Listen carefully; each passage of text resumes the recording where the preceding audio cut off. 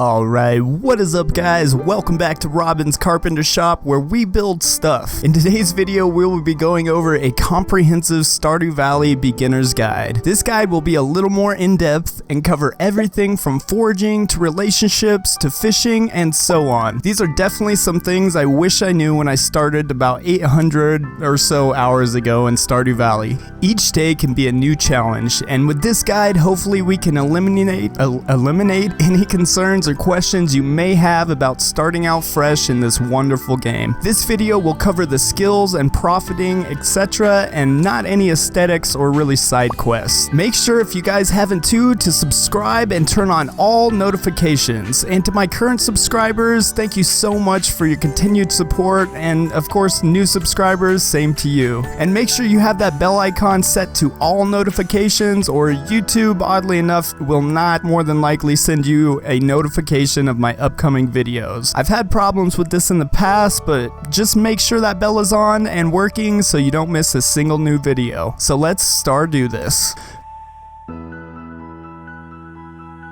First and foremost, starting out, you're given the first option of which farm you'll acquire for the remainder of your new file. There is Standard, which has the most usable space but lacks hardwood stumps or any mushroom forageables. Next, the Riverland farm is an abundant source of water to fish, but lack of usable land makes it quite difficult to navigate or utilize for plants. The Forest farm, one of my personal favorites, is a forager's dream. Not only does it have hardwood to chop up, it also spawns mushrooms and seasonal forageables. The farmland is a little more sparse, but overall, this is easily my favorite farm to choose when first playing Stardew Valley. The Wilderness farm, as challenging as it may be with the monster spawns at night, has some open water to fish and isn't unmanageable when it comes to farm space. Just watch out for them creatures of the darkness. Next would definitely have to be getting to know the map and the villagers. One of the first journal entries is to complete meeting all the villagers. All in all, knowing about where the villagers hang out, to what items they love and don't love is a huge bonus in Stardew. You have a lot to do in a fresh Stardew file, but just getting to know the town, the layouts, and the quickest points from A to B is a great place to start.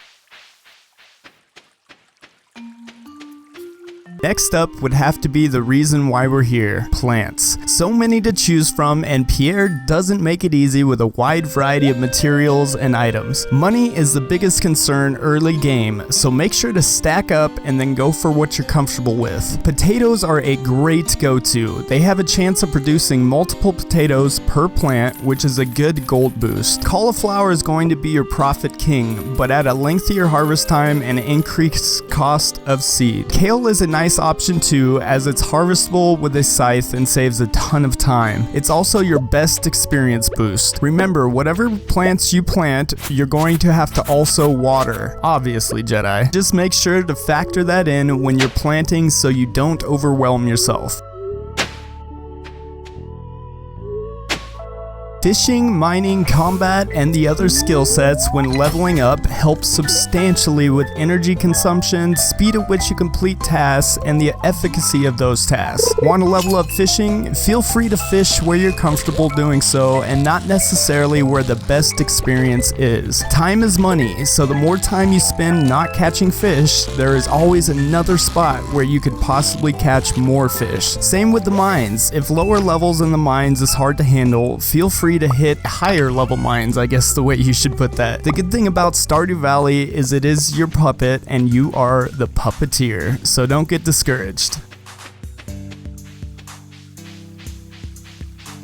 The community center was another set of challenges that seems to ever enrage the newer player. Trust me, I say this from experience. As I've stated in another video, when in doubt, wiki it out. Don't be afraid to access the Stardew Valley Wikipedia or some outside info, or even take notes to tackle the monstrous task that is the community center. Take your time with it, and the more you get used to it, the easier it will be to collect the necessary items when the season calls for it. If all else fails, the smelly Joja Mart is always an option. For cold, hard cash, you can access everything the community center offers as long as you got deep enough pockets for it and enjoy the warm, syrupy beverage that is Joja Cola. Make sure to also check out my previous video about the complete community center guide.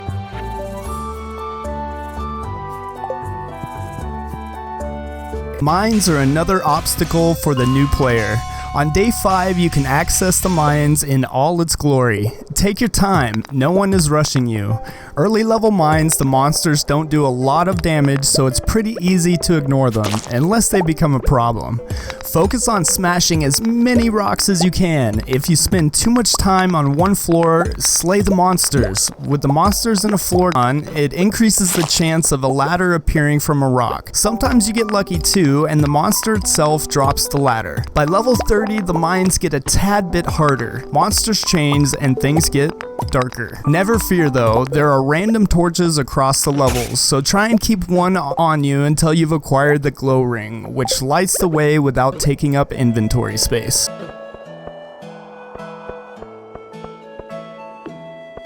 Farm upkeep is another factor that some may overlook. Every day there's a chance of random debris spawning on a freshly cleaned farm. Make sure to maintain it, as those debris can randomly damage any crafting machines on your property. Yikes, I know. You can make things easy by placing stone or wood tiles on the ground. Any of these will prevent debris from spawning and hopefully save some hard-earned crafting machines.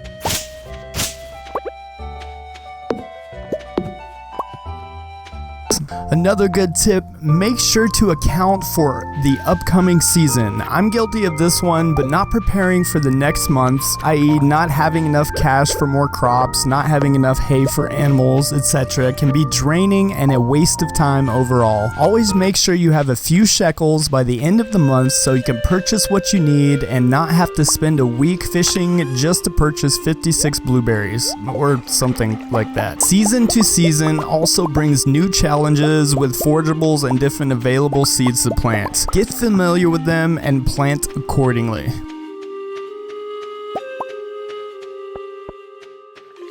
The traveling cart is a random, fickle foe, but sometimes she does carry necessary items for the community center, or maybe just some items you need for the old farm. She shows up just west of Marnie's house, past the big cherry tree on Fridays and Sundays, also known as Cindersnap Forest. The main reason to visit the traveling cart is for red cabbage or red cabbage seeds on year 1. Since this veggie is not available in year 1 from Pierre, and also a community center item, it's a blessing to come by, so be on the lookout. Next, upgrading weapons can be a pain on the pocket and for time, but it's totally worth it.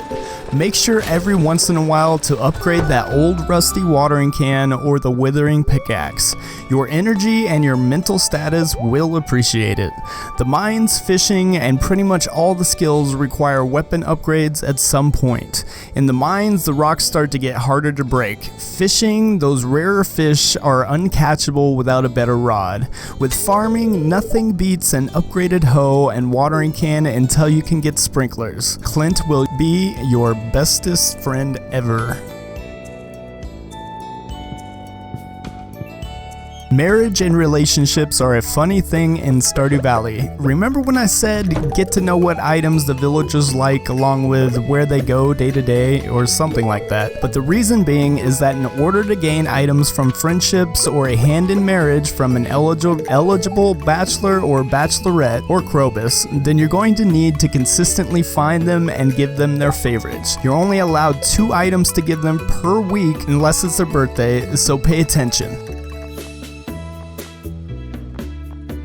Fishing can be one of the harder things in Stardew Valley, and really, it's meant to be. The best way to get good at fishing is, as much as everything else in life, practice. It also helps having a fully upgraded fishing rod, some nice bobbers or attachments, and a decent food item that boosts your fishing skills. The favorites being lobster bisque and seafoam pudding. Trout soup, bought from Willie, too, is a great option. As they say, a bad day fishing beats a good day at work, or something like that. Foraging is a great way to get some extra energy or some extra cash. Marnie's Farm or Cindersnap Forest and the beach are probably my favorite foraging spots. Cindersnap offers a huge area available for foraging spawns. On top of that, it also has the secret forest to the west of the farm on the northern part. There, it contains some monsters, forageables, and hardwood to collect. Hardwood is only collectible with a golden axe or better, so make sure you upgrade, like I said. There is also an area that spawns spring onions just above the sewer entrance in Cindersnap below the river in the southern section of the map. So forage away, Jedi. Early on, like I said, there's a lot to do in Stardew Valley. Don't let it overwhelm you. The amount of ways in which you can take Stardew Valley is endless, and the reason that this game has so much replayability. Try out different farm layouts, try different play styles, and turn all the villagers against you, or something. Whatever it may be, hopefully this guide helped you get started with your new Stardew Valley game file. With all that being said, guys, if you did enjoy, make sure to leave a like, subscribe if you're new, and share if possible. Thank you guys again for all your continued support, and until next time, stay lit, stay up, and stay high. Jedi, peace.